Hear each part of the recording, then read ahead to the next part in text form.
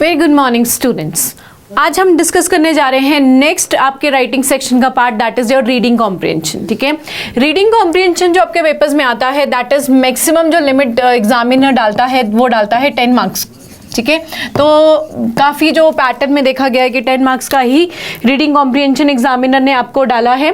तो it may ranging from 10 marks to 15 marks और 18 marks. ठीक है, मैक्सिमम लिमिट 18 तक ही जाएगी, ज़्यादा इससे जा भी नहीं सकती है। तो वैसे भी आप 10 और 15 की वैसे रेंज में लेके चल सकते हैं कि इतने मार्क्स का आएगा, क्योंकि उसी के बेसिस पे आपको वोकैबुलरी भी अगर एग्जामिनर बहुत अच्छे से पूछ लेता है, थोड़ा सा आउट ऑफ उसमें जाके अगर इसी के बेस पे वोकैबुलरी आ जाती है तो इसका जो वेटेज है वो इंक्रीज हो सकता है। अपार्ट फ्रॉम 10 मार्क्स का ही आपका जो है आरसी रहता है पेपर्स में। ठीक है, so let's discuss what is the basic factor regarding the RC. Reading comprehension में बेसिक प्रॉब्लम क्या आती है?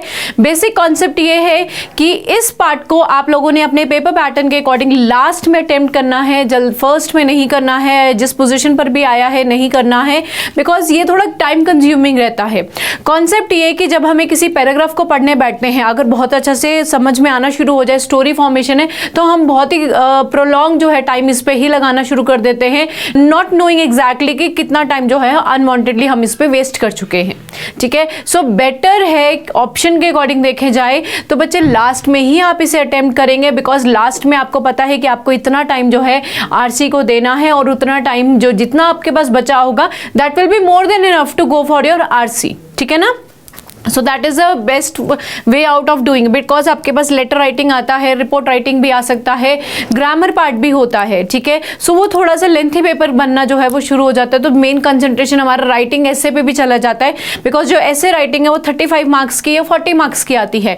दैट मीन्स आपको वहां पर भी जो ज़्यादा अपना जो टाइम यूसेज पार्ट जो है वहां पर भी बहुत अच्छे से देना पड़ेगा। सो बेटर है कि हम आरसी को थोड़ा लास्ट में ही जो है अटेम्प्ट करें। ठीक है, सो फर्स्ट लेते हैं थोड़ा एक्सप्लेनेशन पार्ट है राइटिंग कॉम्प्रिहेंशन का। व्हाट बेसिकली जो है रीडिंग कॉम्प्रिहेंशन क्या करवाता है बच्चे? It's an ability to understand, interpret and analyse the written text. ठीक है, आरसी जो है हम रीड आउट जब करते हैं तो एक प्रॉपरली जो है किस तरीके से आप किसी कॉन्सेप्ट को समझते हैं, उसका जो है इंटरप्रिटेशन बनाते हैं या उसको एनालाइज करते हैं रिटन टेक्स्ट के अकॉर्डिंग। अब दैट डिपेंड्स कि एग्जामिनर आपको किस तरीके की क्वेश्चन जो है वो पुटअप करता है। वो नॉर्मली एक सिंपल जो है 2 लाइन एक्सप्लेनेशन पूछ रहा है या कंप्लीटली आपको कंप्लीट पैराग्राफ पढ़ने के बाद आपका व्यू पॉइंट जो है वो आपसे पूछता है। ठीक है, दैट डिपेंड्स अपॉन कि what the examiner wants from you. ठीक है, okay, so basically cognitive skills की जरूरत है, that is including the some of the important parts. Cognitive skills का मतलब है कि बहुत ही इंपॉर्टेंट कॉन्सेप्ट के अकॉर्डिंग देखें। वैसे तो आरसी मैक्सिमम बच्चे कहते हैं कि कोई इशू नहीं होता है, बहुत इजीली अटेम्प्ट हो जाता है, but the concept is still question जो गिवन होते बच्चे उससे जो राइटली जो आंसर्स हो जाने चाहिए या मिलने चाहिए आपको पैसेजेस में, वो ठीक प्रोवाइडेड नहीं होते। द कॉन्सेप्ट इज किस अकॉर्डिंग आपने किसी आंसर को जो है वो एक प्रेजेंटेबल फॉर्म में लिखना है, सो दैट कि एग्जामिनर की जो डिमांड है वो फुलफिल होती है आपसे। ठीक है, so let's go for some of the points. कुछ पॉइंट्स की तरफ देखते हैं, उसके बाद डिस्कस करेंगे कि आरसी जो है किस तरीके के क्वेश्चन जो है एग्जामिनर आपको मैक्सिमम प्रोवाइडेड जो है वो करवाता है। The first one is decoding. Decoding क्या करेगा कि बेसिकली बच्चे आपका जो आरसी है वो वोकैबुलरी पे बेस्ड होता है, हर एक राइटिंग स्किल का। ठीक है, चाहे वो प्रेसी हो चाहे आपका जो है आरसी हो, हर एक राइटिंग स्किल्स का जो है वो क्या पार्ट रहता है, that is your vocabulary part. तो बहुत अच्छे से अपने वो वर्ड्स को जो है वो आपको रिकॉग्नाइज करना है, कौन सा फॉर्म है, किस तरीके से सेंटेंसेस में वर्ड्स को यूज किया गया है, वोकैबुलरीज जो है यूज की गई है और उनका जो मीनिंग है वो समझना। बिकॉज कभी कभी क्या होता है बच्चे कि जो मैंने आपको शायद पार्ट ऑफ स्पीच में वोकैबुलरी के सेक्शन में भी ये बात बताई थी कि किस तरीके से एक वर्ड को हम वर्ब के फॉर्म में भी यूज कर सकते हैं, नाउन भी यूज किया जा सकता है, एडवर्ब भी हो सकता है, एडजेक्टिव भी हो सकता है। तो ये एक मेन कंटेक्स्ट बोलता है कि आपको ये समझ में आना कि किस कंटेक्स्ट में कौन से मीनिंग के फॉर्म में एक वोकैबुलरी वर्ड जो है एग्जामिनर ने आपके आरसी में पूछा है और आपको उसका जो मीनिंग है अकॉर्डिंग टू द स्टेटमेंट ही समझना पड़ेगा। बिकॉज अगर आप इस चीज़ को समझ लेते हैं तभी तो आप क्वेश्चन को जो है बहुत अच्छे से आंसरेबल फॉर्म में डाल सकेंगे। ठीक है, so that was the first one, decoding of the words को करना है। Fluency, that is reading. अब देखो मेन बात यह है कि कॉम्प्रिहेंशन आपको पता है कितना लेंथी होता है जो आपके पेपर्स में आता है। अब अगर आपने रखे ही 10 या 15 मिनट्स हैं, तो 10 और 15 मिनट्स के आसपास अगर हम देखें तो कितनी देर लगेगी आपको एक पूरा होल पैराग्राफ पढ़ने में। कॉन्सेप्ट के अकॉर्डिंग हमारे पास दो पैटर्न्स होते हैं बच्चे आरसी को लेके। कभी कभी आरसी एग्जामिनर ने बहुत इजी फॉर्म में पूछा होता है कि सिंपल एक क्वेश्चन पढ़ते हैं, सिंपल हमें आंसर पता लग जाता है, या एग्जामिनर चाहता है कि हर एक बच्चा जो है आरसी को पूरा पढ़े, ठीक है। कभी कभी होता है कि हमें एक क्वेश्चन पढ़ा, हमने आंसर देखा, हमें मिल गया, ठीक है, तो वो एक अलग पैटर्न फॉलो कर दिया जाता है। एक पैटर्न ऐसा आता है कि एग्जामिनर क्या करता है, आपको बहुत अच्छे से इस तरीके का पैराग्राफ प्रोवाइड करवाता है जो आपको पूरा पढ़ना ही पड़ता है, बिकॉज कुछ क्वेश्चंस के आंसर्स जो है वो हमें एक रेडली फॉर्म में नहीं मिल रहे होते, रीडेबल फॉर्म में नहीं मिल रहे होते, हम पूरा पैराग्राफ पढ़ने के बाद ही हम उसका आंसर जो है वो प्रोवाइड करवा पाते हैं। तो अगर ऐसा है तो आपका जो रीडिंग पार्ट है वो बहुत ही क्विक होना चाहिए। ये नहीं कि आप पूरा टाइम ही जो है रीडिंग में वेस्ट करें और बाद में क्वेश्चन की तरफ पहुंचे और आपके पास टाइम लिमिट ही खत्म हो जाए, ठीक है। So that is the most important part, because maximum क्या होता है बच्चे, जब हम एक स्टोरी को सुनने बैठते हैं या पढ़ने बैठते हैं ना, तो हम उसमें ही खो जाते हैं, ठीक है। कभी कभी बहुत इंटरेस्टिंग पार्ट चल रहा होता है और हमें लगता है कि यार पहले आरसी कर लेते हैं, जल्दी जल्दी काम हो जाएगा, एक पार्ट तो खत्म होगा। बट द कॉन्सेप्ट इज, जब हम किसी चीज को पढ़ने बैठेंगे ना बच्चे, हम पढ़ते इस तरीके से चले जाते हैं कि हमें ये नहीं पता लगता कि हमारा कितना टाइम जो है उसमें वेस्ट हो चुका है, ठीक है। So that is a main criteria कि आपका जो रीडिंग स्किल्स का पार्ट है बच्चे बहुत ही अच्छा होना चाहिए, सो दैट कि आप इजीली बहुत स्मूथली जो है अपने पैराग्राफ को रीड आउट कीजिए और बाद में उसका जो मेन पार्ट है उसको कितने अच्छे से जो है आप समझ पाते हैं, अंडरस्टैंडिंग लेवल जो है किस तरीके से आप अपना रख पाते हैं, सो दैट कि आप क्वेश्चंस को बहुत इजीली अटेम्प्ट कर पाए, ठीक है। So that was your second part. Third part is your vocabulary section. Same goes to your decoding also, ठीक है। वोकैबुलरी सेक्शन में मीनिंग्स चाहिए होते हैं, how they are used in a different context, वही बात आगे जो मैंने आपसे पहले बात की थी।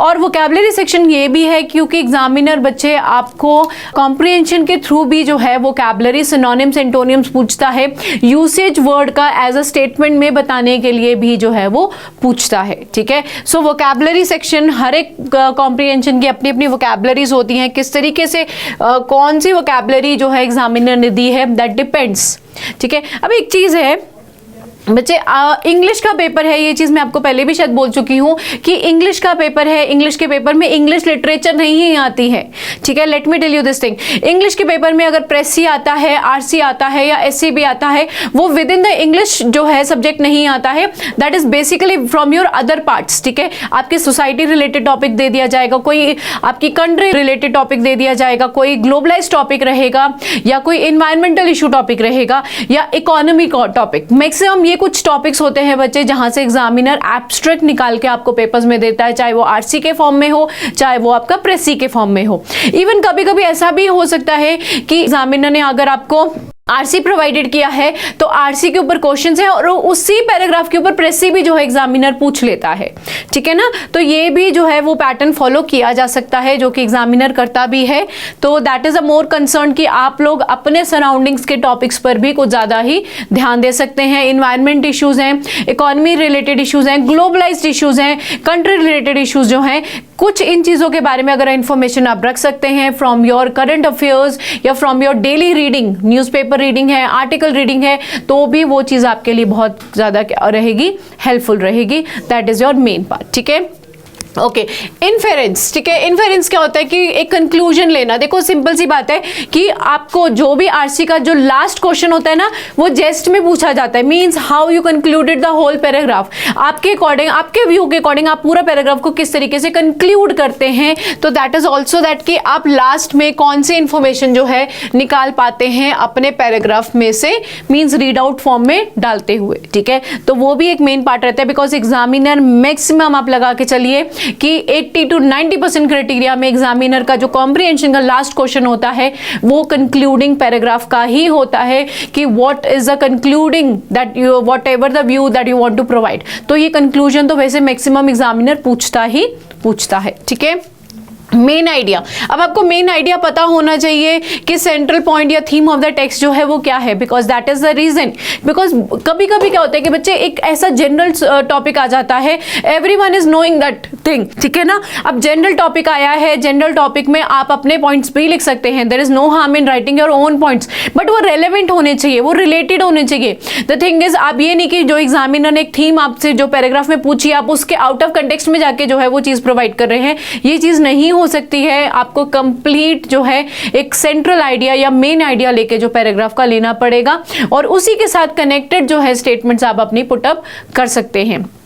And don't go for that कि आप टोटली जो टेक्स्ट है वो आरसी से ही उठाएं, means total complete language RC से उठाई जाएगी, ये नहीं करना है। आपको अपने ओन वर्ड्स में जो है लिखना होता है बच्चे, दैट इज द इंग्लिश का जो एक पार्ट है। देखो प्रेसी में भी जो एग्जामिनर बहुत अच्छे से मेंशन कर देता है कि write down the paragraph in your own words, ठीक है ना। Same case goes to your comprehension also, it's not that you have to copy each and everything from the paragraph itself. आप अपने वर्ड्स में से भी लिख सकते हैं, आप उन वर्ड्स का सिनोनिम्स भी यूज कर सकते हैं अपने आंसर क्वेश्चन को आंसरेबल फॉर्म में डालने के लिए, ठीक है। So that is the next point. Okay, next one is supporting details. अब सपोर्टिंग डिटेल्स में अगर हम बात करें तो फैक्ट्स होते हैं, एग्जाम्पल्स होते हैं, एक्सप्लेनेशंस होते हैं। नाउ द कॉन्सेप्ट इज कि एग्जामिनर क्या करता है, क्वेश्चन जो है इस तरीके से पूछता है जहां पर आपने 2-3 पॉइंट्स भी जो है वो इशू करने होते हैं। Now you need to know कि किस तरीके से रेलेवेंट एग्जाम्पल्स एग्जामिनर ने आपके मेन पैराग्राफ में आरसी में दिया है और किस तरीके से आपने उसको as it is answerable form में डालना है, ठीक है। तो आरसी में तो बच्चे बुलेट्स एंड नंबरिंग में आप आंसर लिख सकते हैं, there is no issue in that, ठीक है। और साथ में आपका जो एक एक्सप्लेनेशन पार्ट है, जो एग्जाम्पल पार्ट है, प्लीज ध्यान रखना कि अगर आप अपने एग्जाम्पल्स भी कोट कर रहे हैं तो वो बहुत अच्छे से रिलेटेड एग्जाम्पल्स होने चाहिए, ये नहीं कि आपका एग्जाम्पल आउट ऑफ कंटेक्स्ट जाए, ठीक है। तो वो चीज जो है वो नहीं करनी है। And the main basic concept ये है कि आपको क्वेश्चन अगर 3 मार्क्स का आता है, ठीक है, 3 मार्क्स का स्टार्टिंग 3-3-3 करके इस तरीके से आता है, 3-3 एंड देन 2-2 के फॉर्म में आता है, ठीक है। सो इसमें क्या होगा बच्चे कि 3 मार्क्स का मतलब ये नहीं कि 3 लाइंस में आपका आंसर जो है वो खत्म होना चाहिए। द थिंग इज, जो पूछा गया है वो एक पर्टिकुलर जो है क्लैरिटी जो है क्वेश्चन को आपको प्रोवाइड करनी पड़ेगी। अगर 3 मार्क्स में पूछा है तो अगर आपका 4 या 5 लाइनों में या मिनिमम 6 लाइन में आपको आंसर वो खत्म करना है, बट रेलेवेंट है। अगर आप उससे पहले भी खत्म करते हैं, मैक्सिमम अगर 5 लाइनों में भी खत्म करते हैं वो भी कन्वीनियंट होगा, बट द थिंग इज अगर आपका जो आंसर है वो बहुत ही अच्छे से सूटेड रहेगा आपके क्वेश्चन के अगेंस्ट में। और सपोज हो सकता है कि कोई क्वेश्चन हो और आप जो लिखते जा रहे हो, अपना आंसर प्रोवाइड कर रहे हो और वो बिल्कुल ही उसके साथ मैच नहीं कर रहा है, तो आप 6 लाइनें भी लिखिए या 7 लाइनें भी लिखिए बच्चे, वो एक रेलेवेंट नहीं माना जाएगा, ठीक है। तो रेलेवेंट आंसर जो है वो बहुत ही डिमांडेड रहेगा। क्रिटिकल थिंकिंग, ठीक है। अब evaluation for the text for the bias assumption और द इनकंसिस्टेंसी, ठीक है। सो बेसिक पार्ट है कि आपका जो आरसी को रीड आउट करने का एक मेन पार्ट है कि किस तरीके से एग्जामिनर ने कौन से कंटेक्स्ट में पूछा है। दैट डिपेंड्स बच्चे कि टॉपिक कौन सा चूजन पार्ट में डाला है, कौन सा एक सोसाइटी रिलेटेड टॉपिक डाला है, सराउंडिंग डाला है या बहुत ही ग्लोबलाइज टॉपिक डाला है। तो उसके केस में आपको एक अपना व्यू पॉइंट जो है वो जरूर रखना होगा, बिकॉज एग्जामिनर पूछ लेता है कि what is your view point, ठीक है। कंक्लूडिंग पैराग्राफ में पूछ लेता है। समराइजेशन, ठीक है। समराइजेशन में क्या रहेगा, condensing the main points of a passage into your brief summary. एक ब्रीफ समरी जो है वो आप पुटअप कर सकते हैं, अपने माइंड में सेटअप कर सकते हैं, सो दैट कि जब आप आंसर्स लिखने बैठे हैं जो आपका कंटेंट है वो इधर उधर शिफ्ट ना हो, और to the content, to the topic जो है, टू द रेलेवेंट पार्ट जो है आप अपने आंसर रिटन डाउन कर पाए जो भी एग्जामिनर ने एज अ क्वेश्चन में पूछा है, ठीक है। So that is your basic thing. Okay, let's take a simple comprehension. I have taken simple one, ठीक है। थोड़ा सा लेते हैं इसको, समझते हैं। अब ये जो था topic rain forest rescue mission पे था, ठीक है। वेरी सिंपल आरसी, बहुत ही सिंपल लैंग्वेज में लिखा गया है, कुछ ऐसा अनवांटेड वर्ड्स भी इसमें यूज नहीं किए गए हैं। So this is a very simple one. I just go with the questions कि किस तरीके से क्वेश्चन एग्जामिनर पूछता है। इसमें क्या होता है कि बच्चे एग्जामिनर है, डिटेलिंग जो है वो आपसे पूछता है जो कि आपको अपने आंसर्स में देनी पड़ती है। For example the question was, Why do you think the team worked with local communities to teach sustainable farming technique? ठीक है, तो इस तरीके से अगर क्वेश्चन पूछा है तो they likely wanted to provide an alternative ways for the people to make a living। अब ये बात आप लोगों को वैसे भी पता है, ठीक है, बिकॉज ऑलरेडी आप ये टॉपिक जो है वो और अदर सब्जेक्ट्स में आप पढ़ चुके हो, इन्वायरमेंट के सब्जेक्ट्स में पढ़ चुके हो, तो इसका जो आंसर है आपको ज़रूर यहाँ से मिल जाएगा, बट डायरेक्टली नहीं मिलेगा। The thing is examiner is asking to you, ठीक है, कि आप अपने तरफ से जो है किस तरीके से आंसर को प्रोवाइडेड या एक रिटन फॉर्म में डालते हैं, ठीक है। Next one is what might happen if deforestation in the Amazon continues at the rapid pace। तो अगर आपने ये पैराग्राफ देखा हो बच्चे, यहाँ पर जो मैक्सिमम पार्ट जो है वो एक तरीके से रेन वाटर रेस्क्यू का मिशन जो है उसके लिए लिया गया है, और अमेजोन के बारे में इन्होंने ज़्यादा जो है वो चीज़ें बताई हैं, अमेजोन फॉरेस्ट के बारे में जो है वो बताया है, ठीक है। तो इससे ये भी पता लगता है कि हमें जो है एक जनरल टॉपिक की भी नॉलेज जो है वो होनी चाहिए, ठीक है। So it could lead to a loss of biodiversity, worsening climate change and a future decline in ability of the rain forest to produce the oxygen। So that will be the simpler one। जो question में पूछा गया बच्चे हमने उसी के according जो है आंसर जो है प्रोवाइडेड किया है, and that is more than enough. जरूरी नहीं कि अगर 3 मार्क्स का है तो आपको प्रोलॉन्ग खींचना है। अगर आपको लगता है कि आपका जो है रिटन आंसर जो है वो बहुत ही डायरेक्ट हिट में क्वेश्चन को एक्सप्लेन कर रहा है, सो वो भी जो है एक्सेप्टेड माना जाएगा, और बेटर रहेगा कि अगर आप कॉम्प्रिहेंशन में भी अगर बुलेट्स एंड नंबरिंग का जो है वो यूज़ करें तो वो एक effective way of writing an answer भी माना जाता है। तो उसी अकॉर्डिंग भी आप इस चीज़ को कर सकते हैं। Okay, next one is evaluative, ठीक है, जहां पर इवैल्यूएशन जो है एक प्रॉपर एक्सप्लेनेशन एग्जामिनर डिमांड कर लेता है आपसे कि आप इस चीज को ओपन एंडेड के फॉर्म में जो है एक्सप्लेन कर सकते हैं अपने आंसर को। For example, Do you think the rainwater rescue mission is a good approach to stopping the deforestation? Why or why not? अब इस तरीके का अगर क्वेश्चन पूछता है एग्जामिनर तो इसमें थोड़ा सा डिटेलिंग रहेगा, बट थोड़ा डिटेलिंग का मतलब ये नहीं कि आप एक पूरा कंप्लीट पैराग्राफ लिख देंगे। द थिंग इज ये भी 3 मार्क्स का ही रहेगा, ठीक है। ये अगर 3 मार्क्स का रहेगा तो इतनी डिटेलिंग जो है आप नहीं प्रोवाइड करेंगे, बहुत ही राइटफुल और डायरेक्ट हिट वाला जो है आंसर आप प्रोवाइड करेंगे। So it will be your open ending question depending upon की रीडर की जो इवैल्यूएशन है वो किस तरीके से रहती है।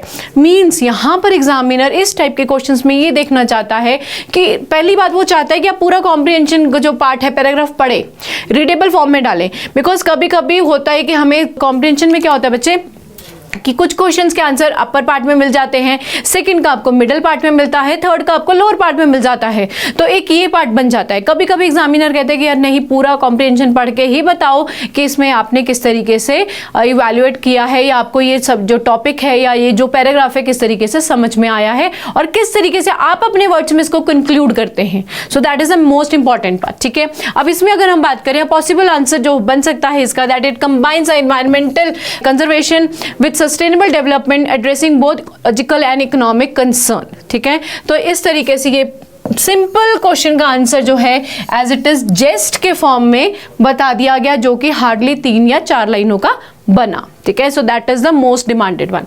How important do you think it is for the international support to protect the rain forest like Amazon, ठीक है, इसका भी रहेगा। That is the global biodiversity के बारे में बात कर सकते हैं, क्लाइमेट के बारे में बात हो सकती है।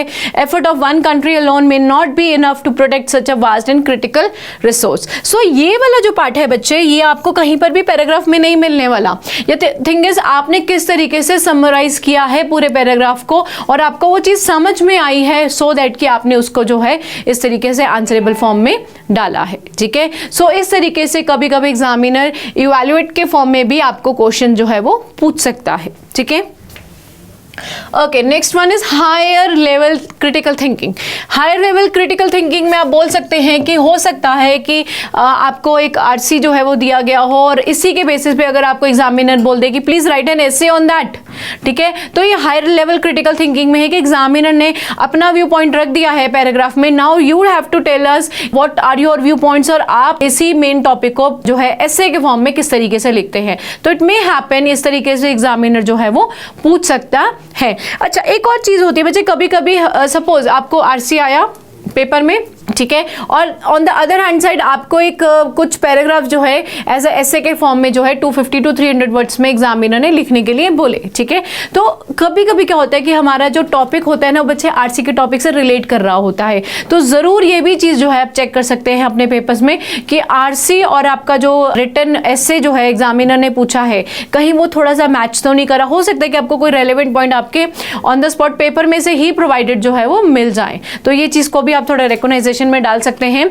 हायर लेवल क्रिटिकल थिंकिंग में रहेगा, जैसे how do you think the stricter that environmental laws could impact both deforestation and local economy. सब ये एक नॉर्मल ऐसे रिलेटेड टॉपिक है, ठीक है तो वैसे बहुत बड़ा कॉन्सेप्ट है। जिस तरीके से एग्जामिनर ने पूछा है बहुत ही लेंथी बन सकता है, बट हमें लेंथी नहीं बनाना है बिकॉज इसकी मार्किंग स्कीम भी एग्जामिनर ने कितनी दी है, 3 मार्क्स की दी है। अंडर द कॉम्प्रिहेंशन ही आ रहा है ना ये भी, ठीक है। तो किस तरीके से आप इस चीज को जो है सम अप करते हैं, पूरे ही क्वेश्चन को किस तरीके से 3 या 4 लाइनों में क्या करते हैं कॉम्पैक्ट करके और बहुत अच्छे से राइट आंसर जो है वो प्रोवाइड करते हैं, एप्ट आंसर जो है वो प्रोवाइड करते हैं। That is deforestation but they might initially have a negative effect on local economies that depend upon the logging on or farming, ठीक है। However, if paired with sustainable practices, it could lead to the long-term benefit for both the environment and local communities, ठीक है। तो इस तरीके से ये जो है आंसर जो है वो बहुत अच्छे से पुटअप किया गया। तो एग्जामिनर मांग लेता है बच्चे, आपके व्यू पॉइंट जो है वो होते हैं, तो आपको प्लीज इतना देखना पड़ेगा कि आप किस तरीके से सेंटेंस वेरिएशन का यूज करते हैं, किस तरीके से वोकैबुलरी का यूज करते हैं, ठीक है। हो सकता है कि कोई ऐसा एक डिफिकल्ट वर्ड आपके आरसी में दे दिया गया हो, आप अगर आपको उसका मीनिंग पता है तो you can use the synonym of that word in your writing part, ठीक है ना। So can you think of any other global environmental issue that might benefit from the model similar to the rainwater rescue mission? Explain your reasoning part. तो again यहाँ पर भी बात है, तो अगर आपने इन्वायरमेंट का इशू टॉपिक्स पढ़े हैं, that is your subject part, ठीक है ना। तो इस तरीके से अगर आपने कोई भी सराउंडिंग टॉपिक पढ़ा है जो इन्वायरमेंट से रिलेट करता है, that is why and that is the way out कि आप इस क्वेश्चन को जो है बहुत अच्छे से एक्सप्लेन कर पाएंगे। हो सकता है एग्जामिनर आपको एक नेक्स्ट पैराग्राफ जो है रिटन फॉर्म में भी दे सकता है, ठीक है। So that was a basic part of attempting your RC reading comprehension. Application questions, yes application questions भी जो है एग्जामिनर पूछता है, जहां पर एक बेसिकली एक अनवांटेड स्ट्रैटेजीज को लेके या व्यूज को लेके, एक सब पॉइंट्स को लेके एग्जामिनर जो है वो आपसे व्यूज पूछने की डिमांड रखता है, ठीक है। तो एप्लीकेशन क्वेश्चंस क्या होते हैं कि जहां पर किसी चीज को क्या करवा दिया जाता है, डिमांड करवा दिया जाता है। डिमांडेड क्वेश्चंस होते हैं ये वाले। Imagine you are a part of rain water rescue mission, what strategy would you propose to further reduce the deforestation. So ये डिमांडेड क्वेश्चन आप कह सकते हैं। डिमांडेड क्वेश्चन है कि अगर आपको एग्जामिनर ने एक पोजीशन पर रख दिया है और आप अगर पोजीशन पर चले जाते हैं तो आपका जो व्यू पॉइंट है वो किस तरीके से रहेगा, कौन कौन से जो मेन इंपॉर्टेंट हाईलाइटेड पॉइंट्स है जो आप इसमें मेंशन करेंगे। Again that question goes to 3 marks only. तो इस तरीके से आपको अटेम्प्ट करना पड़ेगा कि सो दैट की जो आंसर है वो बहुत अच्छे से, आपका जो आंसर है बहुत अच्छे से क्वेश्चन को कोरिलेट कर पाए, ठीक है। So over here I would propose increasing the use of technology such as satellite monitoring to track the illegal logging activities and promoting the international trade agreement that favor the sustainable sourced products. तो ये आपका जो answer था बहुत अच्छे से mark था, जो कि आपके क्वेश्चन को क्या करता है, जस्टिफाई करता है, ठीक है। सो अपार्ट फ्रॉम आपके पास नेक्स्ट पार्ट आ जाता है वोकैबुलरी को लेके। इसी में बच्चे आपको वोकैबुलरी भी जो है वो आती है, जिसमें आपको बेसिकली क्या करना होता है कि वोकैब की तरफ बहुत अच्छे से ध्यान रखना, बिकॉज वोकैब में क्या होता है कि एग्जामिनर आपको सिनोनिम एंटोनियम तो पूछेगा but with a sentence variation पूछता है। प्लीज ध्यान रखना, सेंटेंसेस के साथ आपको वोकैब जो है वो पूछ ली जाती है और इजी होता है। और आपको जो भी सेंटेंस वेरिएशन बताना है, बेटर है कि आप अपने पैराग्राफ से रिलेट कर कर ही बताएं, बिकॉज एग्जामिनर वही डिमांड करता है। द थिंग इज आपके स्टेटमेंट्स भी आउट ऑफ कंटेक्स्ट नहीं होने चाहिए। अगर आपको कुछ और स्टेटमेंट्स भी याद आ रहे हैं तो बेटर है कि इतना जरूर ध्यान रखना कि आपको रीडिंग कॉम्प्रिहेंशन से वोकैबुलरी पूछी गई है और रीडिंग कॉम्प्रिहेंशन की वोकैबुलरी का ही स्टेटमेंट वेरिएशन उसी के साथ ही रिलेट करना चाहिए, ठीक है। So that is the main part of your how to attempt RC in your papers. So better है कुछ चीजें आप जो है वो देख सकते हैं। तो रेलेवेंटली राइटफुल आंसर होना चाहिए, बहुत ही एप्ट होना चाहिए, बहुत ही प्रोलॉन्ग नहीं होना चाहिए, स्टोरी फॉर्मेशंस नहीं होनी चाहिए और क्वेश्चन विद इन क्वेश्चन जो है इसमें नहीं पूछा जाता है। कि बेटर है कि आप अपने जो आंसर को बहुत ही रेलेवेंटली मेंशन करवाएं और वोकैबुलरी को बहुत ईजी फॉर्म में अटेम्प्ट करें। So this was your reading comprehension part. So thank you so much, thank you.